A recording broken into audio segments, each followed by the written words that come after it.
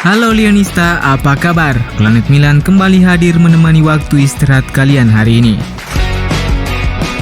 AC Milan kembali melakoni laga pramusim mereka. Kali ini mereka melawat ke markas Wolfsberger di Austria. Stefano Pioli menurunkan hampir seluruh pemain intinya sejak awal, kecuali Olivier Giroud. Dan hasilnya mereka berhasil menang dengan skor 5-0. Rafael Leao membuka keran gol bagi Milan melalui golnya di menit ke-39. Ante Rebic menggandakan keunggulan Milan 3 menit berselang setelah memaksimalkan umpan silang Yacine Adli, sekaligus menutup babak pertama dengan skor 2-0. Di babak kedua, Milan memperlebar jarak menjadi 3-0 melalui gol Junior Mesias.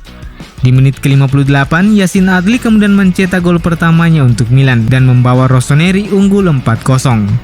Matteo Gabbia kemudian menambah keunggulan bagi Milan setelah memanfaatkan umpan terukur Balotore. Skor 5-0 untuk kemenangan AC Milan tak berubah hingga pertandingan usai.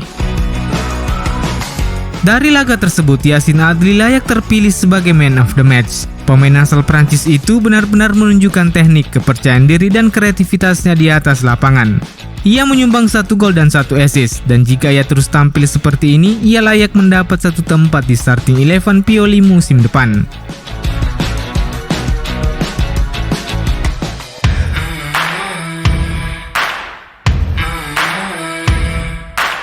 Dari pertandingan pramusim, mari kita melangkah ke informasi selanjutnya terkait beberapa update terbaru mengenai situasi terkini yang mengelilingi bursa transfer AC Milan. Dan sebagai permulaan, kita awali terkait masa depan Tommaso Pobega.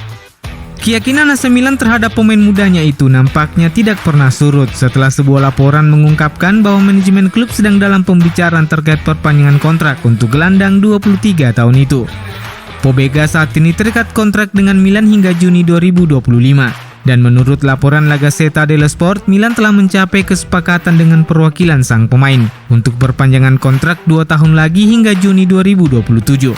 Pengumuman resmi kemungkinan besar akan dirilis pada akhir Juli ini, di mana di dalam kontrak barunya Pobega juga akan menerima kenaikan gaji sebagai pengakuan atas perkembangannya selama masa peminjamannya baru-baru ini bersama Spezia dan Torino. Sekarang sang pemain harus bekerja untuk mengatasi masalah otot paha yang dideritanya selama kegiatan pramusim. Dan dia diharapkan tersedia untuk pertandingan persahabatan terakhir melawan Vicenza 6 Agustus mendatang, atau seminggu sebelum pertandingan perdana di Serie A melawan Udinese.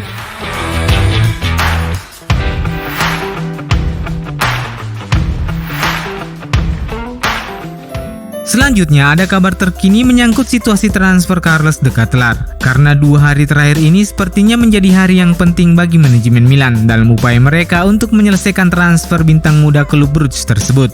Menurut laporan, sebuah pertemuan penting telah dilakukan Paolo Maldini dan Massara dengan perwakilan klub Bruges di Lugano. Tetapi sekali lagi pertemuan tersebut tidak menghasilkan kemajuan apa-apa setelah klub Bruges kembali menolak tawaran terakhir yang ditawarkan Milan. Milan memberikan penawaran baru senilai 33 juta euro termasuk bonus, tetapi klub asal Belgia itu tetap meminta 35 juta euro. Dan selang 1x24 jam kemudian, sebuah laporan kembali datang bahwa AC Milan kembali memberikan penawaran terbaru. Luca Biasin dari La Gazzetta dello Sport melaporkan bahwa sebuah tawaran baru senilai 31 juta euro ditambah bonus 4 juta euro telah dilayangkan Milan untuk mendekati angka yang diinginkan klub Bruges. Sumber tersebut mengklaim bahwa ini akan menjadi sebuah langkah besar dalam negosiasi. Belum ada kesepakatan definitif yang terjadi, tetapi kedua klub sepakat untuk saling memberikan tenggat waktu sampai 31 Juli. Sementara itu, sebuah laporan dari laman olahraga Belgia Newsblad melaporkan bahwa terkait dengan situasi transfernya, de Ketelaere belum dipastikan apakah akan terlibat dalam latihan grup bersama skuad jelang pertandingan tandang melawan AS Eupen, karena dia terlihat berlatih secara terpisah pada sesi latihan terakhir. De Ketelaere sangat menginginkan kepindahannya ke Milan, tetapi dia juga harus menghormati kontraknya dengan klub Bruges, sembari berharap bahwa ada keputusan antar klub yang bisa segera tercapai dalam beberapa hari mendatang. Selanjutnya, sebuah kabar menarik terkait Hakim Ziyech telah diterbitkan The Daily Mail baru-baru ini. Laman olahraga asal Inggris itu melaporkan bahwa Chelsea sekarang telah menurunkan tuntutan mereka dari angka 20 juta euro menjadi 10 juta euro demi bisa memfasilitasi kepindahan pemain asal Maroko itu ke Milan. Sumber tersebut menulis bahwa Chelsea menginginkan kesepakatan pembelian permanen terhadap Ziyech. Oleh sebab itu, mereka bersedia menurunkan harganya karena ingin memperbaiki struktur gaji klub di bawah kepemilikan baru. Milan telah mengikuti Ziyech sejak lama dan berdasarkan laporan The Sun, pihak Rossoneri telah membuka pembicaraan minggu lalu. Masih ada satu faktor yang tak kalah pentingnya karena Milan perlu menemukan solusi terkait masalah gaji Ziyech yang berada di kisaran 6 juta euro per musim. Tetapi keinginan sang pemain yang terus mendorong kepindahannya ke Milan demi bisa mendapatkan menit bermain secara reguler bisa menjadi aspek penting bagi kedua belah pihak untuk menemukan nominal gaji yang bisa disepakati. Hakim Ziyech bagaimanapun menawarkan kualitas yang dibutuhkan oleh Milan dengan peran ganda di sektor sayap dan juga sebagai playmaker.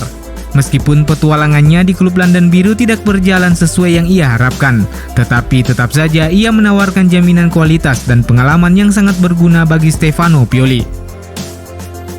Selanjutnya ada kabar terupdate mengenai status transfer Yapet Tanganga. La Gazzetta dello Sport melaporkan bahwa bek tengah 23 tahun tersebut telah memberikan lampu hijau untuk bergabung dengan Rossoneri. Dan sekarang Paolo Maldini dan Ricky Massara harus menemukan kesepakatan menyangkut formula dengan Tottenham.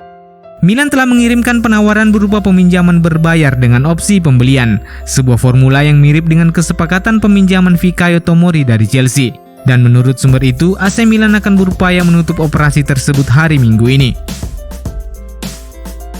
Selanjutnya ada kabar menarik seputar pergerakan transfer Manchester City yang nampaknya bisa mendukung pasar transfer Milan dari sudut pandang biaya di sesi bursa transfer musim panas ini.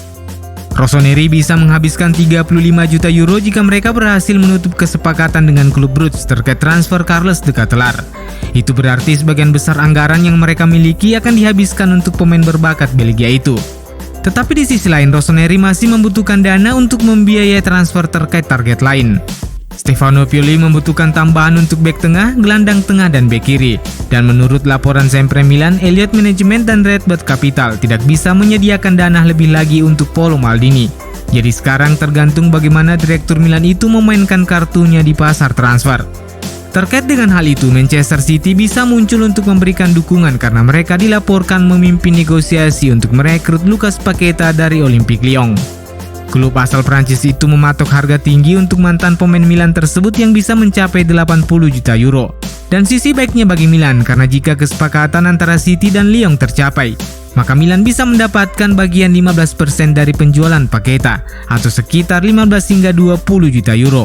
Sebagaimana yang tertuang dalam klausul kesepakatan penjualan Paqueta ke Olympique Lyon musim panas 2020 lalu.